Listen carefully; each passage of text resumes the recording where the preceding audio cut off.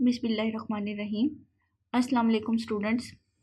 Welcome to our channel Nectar Vision at B. This is the course of Biostatistics and lecture number 4.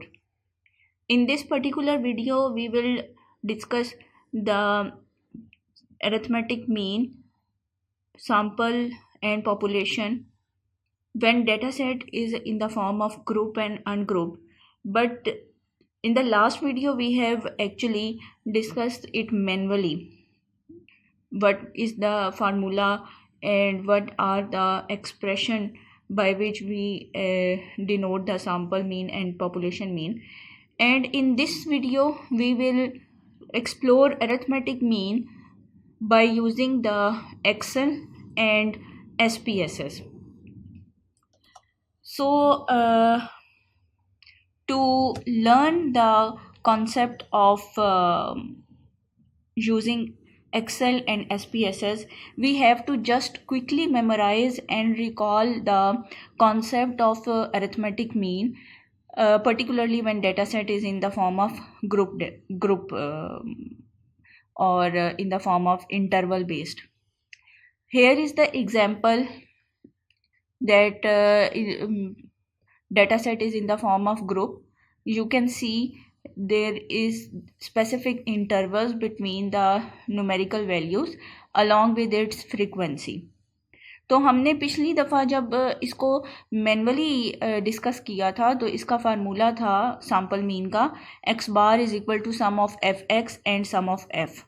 और आपको मैंने ये confirm किया था कि जब आप पॉपुलेशन से फाइंड आउट कर रहे होते हैं सैम्पल मीन और ग्रुप डेटा की फॉर्म में आपके पास होता है वैल्यूज़, तो इसका एक्सप्रेशन जस्ट चेंज होगा, यानी x बार की जगह पे आपके पास म्यू आ जाएगा और इनकी जो कैलकुलेशन है दोनों में कोई डिफरेंस नहीं है.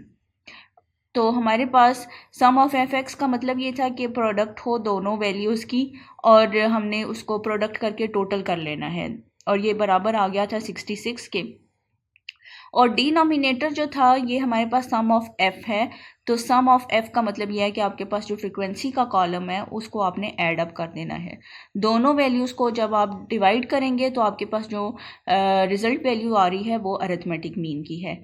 ठीक है. और जब आप अनग्रुप डेटा सेट के ऊपर अरिथमेटिक मीन फाइंड आउट करें तो अगेन सैम्पल मीन का फार्मूला हमें कंफर्म है, that is sum of x divided by small n. और जो आपके पास डिस्क्रीट नंबर्स होते हैं x की वैल्यूज़ जो इंडिविजुअल फॉर्म में होंगी वो 1 2 3 4 5 6 हैं और हमने ये एज्यूम की हैं values just to actually manually इसको डील करने के लिए. हमारे पास जो सम ऑफ x है इसका मतलब यह है कि आपने ये तमाम x की वैल्यूज़ को ऐड अप कर देना है, यानी 1 + 2 + 3 + 4 + 5 + 6 और ये टोटल हमारे पास बन रहा है 21. और n का मतलब ये है टोटल नंबर ऑफ़ वैल्यूज़, यानी इसमें टोटल डिस्क्रीट जो नंबर्स हैं वो 6 हैं, तो 6 के ऊपर इसको डिवाइड कर देंगे, that will be equal to the 3.5 which is the answer of arithmetic mean. तो ये हमारे पास इसको क्विकली हमने रिकॉल किया है. अभी हम इसको एक्सेल पे और फिर उसके बाद SPSS पे इसको परफॉर्म करके देखते हैं. स्टूडेंट्स, एक्सेल की शीट मैंने ओपन की है और इसमें वही जो वैल्यूज़ थी जो अभी हमने एग्जाम्पल में देखी उसी को मैंने राइट डाउन कर लिया है. और इसमें लिखने का मेथड आपको याद रखना है कि जो लोअर लिमिट है और अपर लिमिट है इनको 2 सेपरेट कॉलम्स में आपने राइट डाउन कर लेना है. और फ्रीक्वेंसी ऑलरेडी आपको प्रोवाइडेड है डाटा सेट में, तो आप फ्रीक्वेंसी एज इट इज़ ही लिख लेंगे. क्लियर. तो आपको मेमोरी में स्टोर होना चाहिए कि व्हाट इज़ द फार्मूला. हमारे पास अरिथमेटिक मीन का फार्मूला था sum of F X divided by sum of F. तो हमारे पास जो सम ऑफ एफ है इसको हम लोग फाइंड आउट कर लेंगे कि ये एक्स एफ की जितनी वैल्यूज़ हैं इसको आपने करना है सेलेक्ट, ऑटो सम पे जाना है and you will get the sum of f. Clear. और नेक्स्ट हम लोग कॉलम एक बना लेंगे मिड पॉइंट का, और मिड पॉइंट एक्स की वैल्यूज़ हैं और इसका फार्मूला हमें याद है, मैनुअली भी हमने जब इसको सॉल्व किया था, that was lower limit plus upper limit, और इसके गिर्द आप ब्रैकेट लगा लें ताकि ये क्लियर हो जाए कि ये एक्चुअली इन दोनों को पहले ऐड अप करना है और फिर इसके बाद हम डिवाइडेड बाय 2 करेंगे। इसको एंटर करूँगी तो ये हमारे पास x की पहली वैल्यू आ गई है। इसी को मैंने ड्रैग डाउन कर देना है तो सारी x की वैल्यूज़ कंप्यूट हो जाएंगी। और फिर मुझे एक कॉलम और जनरेट करना है जो कि f और x की प्रोडक्ट का कॉलम था, और ये f और x को जस्ट आपने मल्टीप्लाई करना है। f की पहली वैल्यू मल्टीप्लाई बाय x की पहली वैल्यू, और इसको एंटर करूँगी तो fx आ जाएगा, और इसको ड्रैग डाउन कर दूंगी तो ये fx का पूरा कॉलम जनरेट हो गया। क्लियर? अब again I need sum of fx, तो मैंने क्या किया, इसको सेलेक्ट करना है कॉलम को, सारी इसकी वैल्यूज़ को मैं सेलेक्ट कर दूंगी और ऑटो सम पे जाऊंगी तो I will get sum of fx। Clear? और फिर मैंने अरिथमेटिक मीन के लिए एब्रीविएटेड एक साइन पुट कर लिया, a.m अरिथमेटिक मीन, और अरिथमेटिक मीन को मैं फार्मूलाइज करूँगी equal to sum of fx divided by sum of f, और इसको मैंने एंटर किया तो मेरे पास ये x बार आ गया है when data set is in the form of group. Clear? और सेम मैं इसी शीट को यूज़ करूँगी, इसकी दूसरी टैब में जाऊँगी, यहाँ पे मैंने x की डिस्क्रीट नेचर की वैल्यू सारी लिख ली हैं। ये एक डेटा सेट है मेरे पास अनग्रुप। क्लियर? तो मैंने इसकी x बार डिटरमिन करनी है। इसके लिए मुझे कोई कॉलम जनरेट करने की ज़रूरत नहीं है, एक ही कॉलम के अंदर सारी x की वैल्यूज़ आ जाएगी। मैं जस्ट इंसर्ट में जाऊँगी, एक्सेल की जो ऊपर टॉप पे आपको रिबन सा नज़र आ रहा है, और उसमें मैंने फंक्शंस पे जाना है। यहाँ मैंने एवरेज को ओके करना है। ये मेरे से पूछ रहा है कि A2 से लेके A7 तक जो सेल नंबर्स हैं उन्हीं की एवरेज रिक्वायर्ड है। इसको मैं ओके करूँगी तो मेरे पास x बार आ गया है when data set is in the form of ungroup. Students, ये SPSS की शीट है और हम इसके ऊपर सेम अरिथमेटिक मीन को सॉल्व करेंगे, और इसके बॉटम में 2 विंडोज़ आपको दिखाई दे रही हैं, एक डेटा व्यू है और एक वेरिएबल व्यू है। काम आपने इम्प्लीमेंटेशन आपने डेटा व्यू पे करनी है, बट वेरिएबल व्यू में आपको वेरिएबल का नेम देना है जो कि डेटा व्यू की इन कॉलम्स के ऊपर आ जाएगा। तो अगर हम लोग इसको सबसे पहले अरिथमेटिक मीन को डिस्क्रीट जो नेचर थी यानी अनग्रुप की फॉर्म में सॉल्व करें, तो उसके लिए वेरिएबल जस्ट हमारे पास x है। मैंने x वेरिएबल यहाँ पे राइट डाउन कर लिया है, और एक्सेल शीट से मैं सेम वही जो वैल्यूज़ थी उनको मैं सिलेक्ट कर लूँगी 1 2 3 4 5 6। ठीक है? और फिर मैं इसको कॉपी करूँगी, डेटा व्यू में आके जो कॉलम बना हुआ है वहाँ इसको मैं पेस्ट कर दूँगी। ठीक है?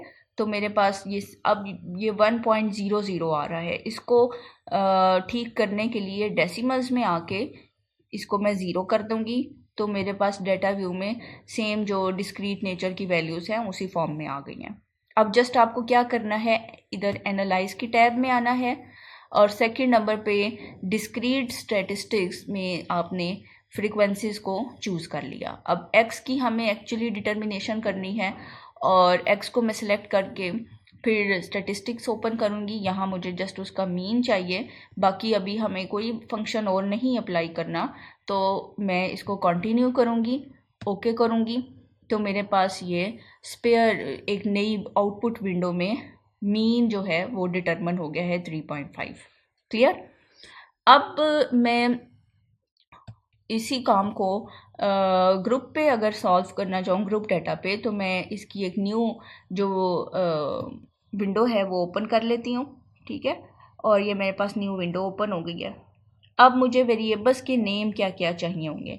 आपके पास जब डेटा सेट आता है ग्रुप की फॉर्म में, तो उसमें आपकी जो वैल्यूज़ होती हैं, लोअर क्लास लिमिट होती है, देन अपर क्लास लिमिट, मैं इसको एब्रीविएटेड फॉर्म में लिख रही हूँ, और फिर फ्रीक्वेंसी होती है। क्लियर? तो ये मेरे पास 3 कॉलम्स बन जाएंगे, lower class limit, upper class limit. ठीक है, तो मैं लोअर क्लास लिमिट की जो वैल्यूज़ हैं सेम एक्सेल शीट पे आके उसको कॉपी कर लेती हूँ, और मेरे पास जो ये SPSS की शीट थी वहाँ पर मैं उसी पर्टिकुलर कॉलम में इसको पेस्ट कर रही हूँ। इसी तरीके से अपर लिमिट भी मैं कॉपी कर लूँगी और SPSS की शीट में आके जो इसका पर्टिकुलर कॉलम है वहाँ इसको पेस्ट कर दूँगी। देन फ्रीक्वेंसी के साथ भी कॉपी पेस्ट करेंगे। एक्सेल से डाटा मैंने कॉपी किया और SPSS की उस पर्टिकुलर फ्रीक्वेंसी के कॉलम में लाके पेस्ट कर दिया। अब ये जो 0.00 है इसको रिमूव करने के लिए मैं इन तीनों जो वेरिएबल्स हैं उनके डेसिमल्स को 0 पे ले आऊँगी। क्लियर? और अब मेरे पास डाटा व्यू में ये ओरिजिनल हालत में जिस तरह हमें डाटा सेट दिखाई दे रहा था सेम उसी फॉर्म में आ गया। अब मुझे मिड पॉइंट चाहिए ना, तो मैं डाटा में आती हूँ, सॉरी ट्रांसफॉर्म में आऊँगी और मैं वेरिएबल कंप्यूट करना चाह रही हूँ, और वो वेरिएबल क्या है? मिड पॉइंट, यानी मैंने x की वैल्यू हासिल करनी है। And what is the particular formula? That was lower class limit plus upper class limit bracket close divided by 2। इसको मैंने ओके करना है। ठीक है, और फिर मैं अपनी SPSS की, इसने फंक्शन एग्जीक्यूट कर दिया है। ठीक है, तो फंक्शन एग्जीक्यूट होगा तो आउटपुट विंडो आपको शो हो रही है। That is the sign when your function is executed. तो अब मिड पॉइंट्स के जो डेसिमल्स हैं उनको भी 0 पे लेके आती हूँ।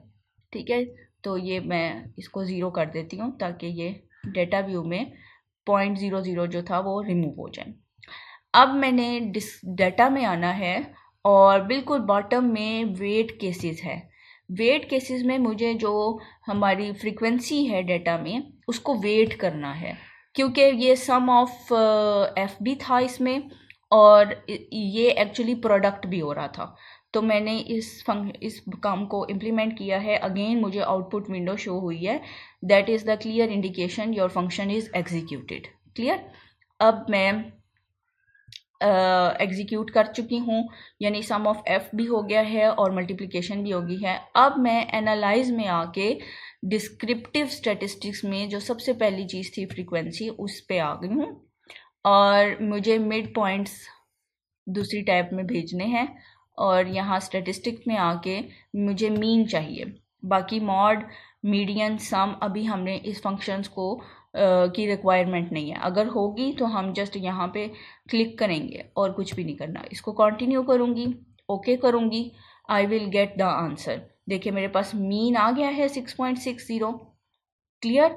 This is how we can actually perform median by using Excel and by using SPSS। ठीक है, मैनुअली अगर आपको समझ आ जाए तो फिर इसकी सॉफ्टवेयर पे इम्प्लीमेंटेशन कितनी आसान हो जाती है। क्लियर?